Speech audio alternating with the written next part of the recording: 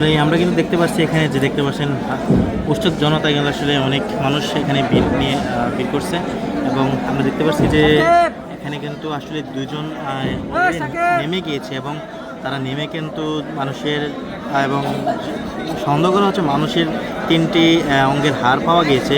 সেই হাড়গুলো আসলেই তারা উদ্ধার করেছে। এই যে আমরা দেখতে পাচ্ছি দুজন নেমে আছে সেখান থেকে। দর্শক আমি আপনাদের একটু জুম করে দেখাচ্ছি।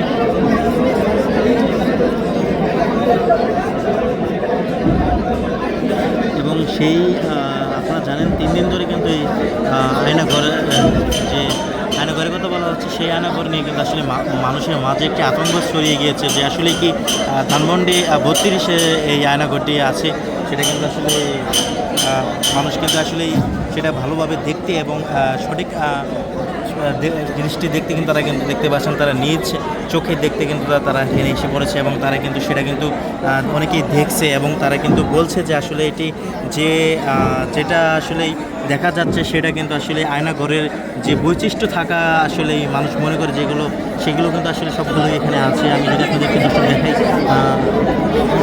মানুষ দুজন অলরেডি নেমে আছে এবং তারা নেমে কিন্তু দর্শক বিভিন্ন জিনিস তারা পাচ্ছে। আমি আপনাদের হাতে একটি দেখতে পাচ্ছি দর্শক একটি ভারী ধরনের একটি কাঠের দেখা যাচ্ছে।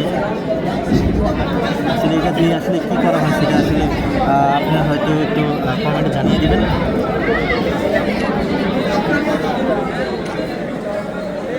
দর্শক আরেকটা হার পাওয়া গেছে। দর্শক দেখছেন যে আরেকটি হার কিন্তু আসলে সে হাতে নিয়ে নিল এবং হারটি আমি একটু দেখাচ্ছি।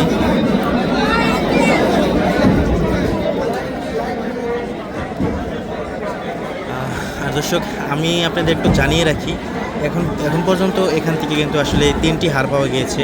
আসলে ধারণা করা হচ্ছে মানুষের পায়ের যে হাড় সেই হাড়গুলো পাওয়া গিয়েছে। আসলে মানুষ কিন্তু বলছে এগুলো আসলে দেখা যাচ্ছে মনে হচ্ছে যে আসলে এটা মানুষের হাড়, কিন্তু আসলে আন্দাজে কোনো কিছু বলা ঠিক না। এটা ফরেনসিক রিপোর্ট যদি মানে পরীক্ষা করার পরে আসলে এটা একটা নিশ্চিত হওয়া যাবে, কিন্তু আন্দাজে অনেকেই বলছে যে এটি মানুষের হাড়ের মতোই দেখা যাচ্ছে এবং এটি কিন্তু সবাই বলছে যে এটি মানুষের হাড়।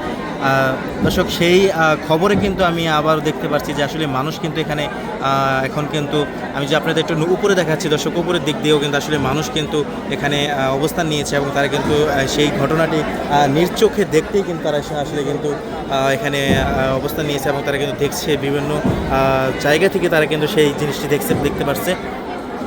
দর্শক তো আপনারা কমেন্টে জানিয়ে দিবেন আসলে এই ধরনের ঘটনা কেমন বাংলাদেশের জন্য আসলে কতটুকু ক্ষতিকর।